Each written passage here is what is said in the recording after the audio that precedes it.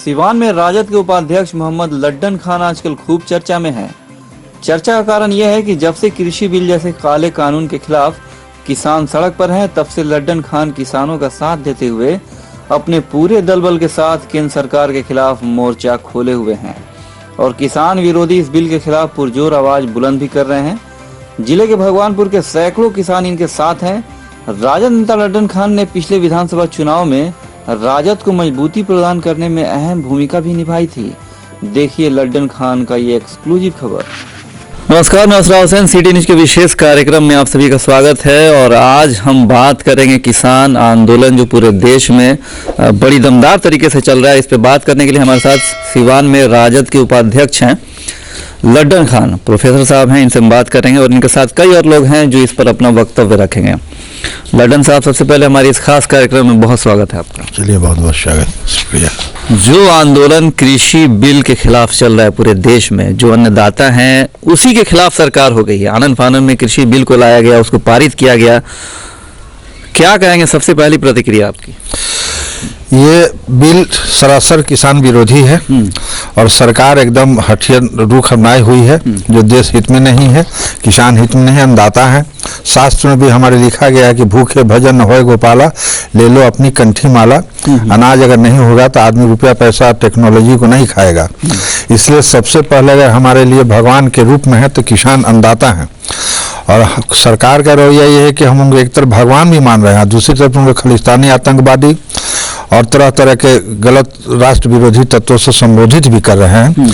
ये सरासर सरकार बिना किसी दिशाहीन जा रही है। आखिर प्लानिंग क्या है सरकार की? अमित शाह या फिर मोदी जी की हम बात कर ले, जो प्रधानमंत्री हैं देश के, प्लानिंग क्या है? आखिर ये फायदा किसको पहुंचाना चाह रहे हैं? 6 बरस में 18 कानून इस सरकार ने बनाया, रिकॉर्ड है, जो किसान विरोधी है। और 41 कानून पार्लियामेंट से ऐसा पास हुआ जो मजदूर विरोधी है। ये सारे लोग पूंजीपतियों के इशारे पर काम कर रहे हैं। ईस्ट इंडिया कंपनी एक थी, लेकिन यहाँ 2 कंपनी है। उसी के हित में ये सरकार 24 घंटा लगी हुई है, इसीलिए ये सब हो रहा है। अब तो असली किसान सड़क पर आ गया है। आपको लगता है कि सरकार झुकने वाली है? किसान भी तो हार मानने वाले हैं नहीं।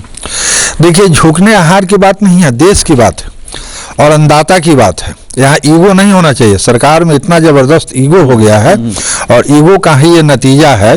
दुनिया में कहीं भी होता है, जब जनता जब सड़क पर आती है तो सरकार उससे बात करने के लिए आती है। अब बात करने के लिए बुला भी रहे हैं, कह रहे हैं कि किसान के हित में है, हम पीछे संशोधन करने के लिए भी कह रहे हैं और कह रहे हैं किसान बिल किसान के हित में है। अगर हित में होता तो आप लोकसभा से सदस्यों को निष्कासित करके अफरा तफरी में करा लिए, स्टैंडिंग कमेटी को इसको भेजे नहीं और राज्यसभा में बहुमत नहीं रहने के बाद भी हंगामा करके आपने पास करा लिया। इतनी क्या जल्दी थी? इसको भी छोड़ दीजिए। अध्यादेश जो पारित किया जाता है वो जब देश पर कोई आपात संकट आ जाता तब के लिए बनाया गया संविधान से। और कोरोना काल में कौन सा ऐसा आपात संकट आ गया था कि आपने उसके लिए अध्यादेश जारी कर दिया? आपकी मंशा तो यही साफ हो जा रही है।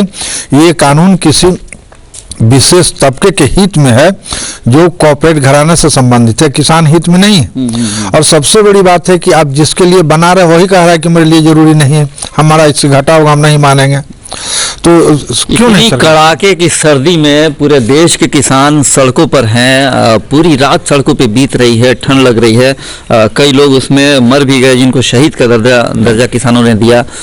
क्या लगता है किसान इस देश के जो भी किसान है, सरकार उन्हें वाकई मार देना चाहती है? जब भी किसान सड़क पर आया है सरकार को झुकना पड़ा है। 1931-32 का मैं एक उदाहरण दे रहा हूँ। स्टालिन रूस के राष्ट्रपति थे और यूक्रेन में किसान आंदोलन हो गया। स्टालिन ने 10 लाख 1 मिलियन लोगों किसानों को कटवा दिया, लेकिन उसके बाद भी स्टालिन को झुकना पड़ा। और पंजाब कहते हैं हिस्ट्री, उनके गुरु कहते हैं गुरु गोविंद सिंह कि 1.25 लाख पर एक को कटाएंगे तब गोविंद सिंह नीच कहलाएंगे। उनका ये इतिहास रहा है। लेकिन ये तो बहुत बड़ा सौभाग्य है कि वो अहिंसक हैं, हिंसक नहीं आंदोलन कर रहे हैं, अहिंसक कर रहे हैं, भारत के संविधान और लोकतंत्र में विश्वास कर रहे हैं। इसलिए सरकार को आज नहीं तो कल झुकना पड़ेगा। सरकार का ईगो खत्म होगा, नहीं मानना चाहिए। वो भी देश के हैं, वो भी देश के किसान हैं, दाता है मेरे। एमएसपी की बात हो रही है, जो न्यूनतम स्तर का जो सरकारी रेट तय होता है अनाज के लिए, इसको लेकर क्या कहेंगे? उसमें एमएसपी का जिक्र नहीं है। एमएसपी को आप बना दीजिए, वैधानिक बना दीजिए, सर किसान को तो यही मांग है। अभी तो विडम्बना ये है कि 70 साल आज़ादी के मिलने के बाद भी न्यूनतम की बात हो रही है। एमएसपी न्यूनतम मूल्य है, मिनिमम सपोर्ट प्राइस है, अधिकतम की तो बातें नहीं हो रही है। अब वही जब कारखाना से जो निकल रहा है उसमें अधिकतम की बात हो रही है, न्यूनतम की बात नहीं हो रही है। ये कितना बड़ा दुर्भाग्य है, शर्म की बात है कि न्यूनतम समर्थन मूल्य की हम बात कर रहे हैं, उसके बाद भी हमको नहीं मिल रहा है, आधा भी नहीं मिल रहा है। इसलिए एमएसपी को तो बनाना ही होगा जब तक किसान सबल नहीं होंगे। आज देश अगर बहुत तरक्की कर रहा है, हम दुनिया को चैलेंज कर रहे हैं कि सुपर पावर बनेंगे, उसका श्रेय किसानों को जाता है। हरित क्रांति नहीं होती तो हम तो टेक्नोलॉजी कौन के जीने के लिए लोगों से PL 480 पर अमेरिका से मांगते थे, दुनिया से मांगते थे हमको जिंदा रखो। ये तो किसानों का देन है कि आज हमको इतना बना दिया कि हम खा पी के बलवान हैं और टेक्नोलॉजी और साइंस एंड टेक्नोलॉजी की तरफ हम जा रहे हैं। भूखे पहले ही बताया कि भूखे भजन न होए गोपाला, ले लो अपनी कंठी माला। पेट भूखा रहेगा तो ना हमको साइंस नजर आएगा, ना टेक्नोलॉजी नजर आएगा। ये किसान का देन है। जो अब तो बिहार में राजद के नेता भी अगर किसानों के फेवर में आ रहे हैं और धरना प्रदर्शन कर रहे हैं तो उनके ऊपर FIR करा दे रही है नीतीश सरकार, क्या कहेंगे? नीतीश सरकार वही कर रही है जो इसको भाजपा के लोग समझ कर रहे हैं, और ये ऑथोरिटेरियन सरकार है और नियंत्रित सरकार है। इनको गुमान हो गया है अपने बहुमत का, और ये देश के, भारत के लिए नहीं पूरे दुनिया के लिए चिंता की बात है कि मेजोरिटेरियन गवर्नमेंट होती जा रही है, बहुमतवादी सरकार बनती जा रही है, जो न जनता के हित में है, न देश के हित में है, न लोकतंत्र के हित में है, और उसी का ये फायदा उठा रहे हैं।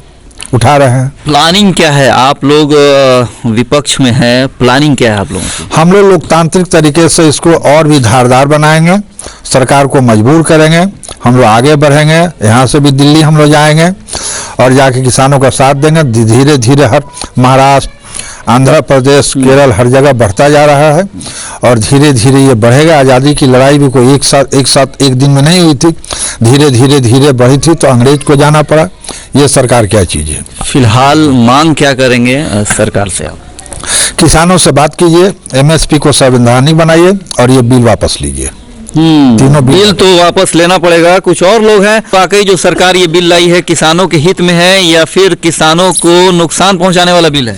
ये बिल जो है किसान विरोधी बिल है और ये बिल हर हाल में सरकार को वापस लेना चाहिए, किसान से वार्ता करना चाहिए और वार्ता करके किसान के हित में जो भी काम हो करना चाहिए। अगर गवर्नमेंट कह रही है कि हम किसान के हित में हैं तो किसान से वार्ता करना चाहिए और वार्ता करने के बाद ही काम करना चाहिए। अगर किसान के हित में होता तो किसान को क्या जरूरत थी कि वहाँ धरना प्रदर्शन करना, ये ठंड में इस तरह की जो जान देते, अपना जान जोखिम में डाल के इस तरह की जो विडम्बना वो कर रहे हैं, तो क्या जरूरत था उनको? ये सरकार जानबूझ के लोगों को जान जोखिम में डाल रही है और जानबूझ के लोगों के अंदर भ्रम फैला रही है।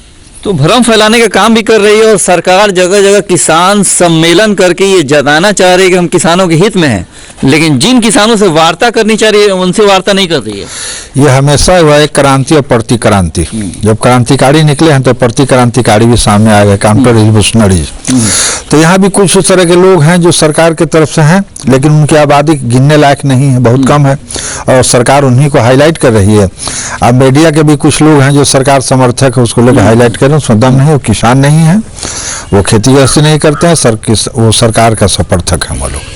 चलिए, गोदी मीडिया कितना भी चाले, सरकार का समर्थन भले ही कर ले, लेकिन जो किसानों की आवाज़ जो पूरे देश ही नहीं बल्कि पूरे विदेश में भरपूर मात्रा में उभरी हुई है, और जिस तरह से लड्डन खान साहब ने भी किसानों के हित की बात की, और सरकार को वाकई इस बिल को लेकर झुकना पड़ेगा और वार्ता करनी पड़ेगी, और अन्नदाता जो भी किसान हैं जो उनके हित के लिए बात होनी चाहिए, और जो काला कानून है वो उसे वापस सरकार को करना ही पड़ेगा। अपने सहयोगी चंद्र और मनीष के साथ असरार हुसैन राजा, CT न्यूज, सिवान।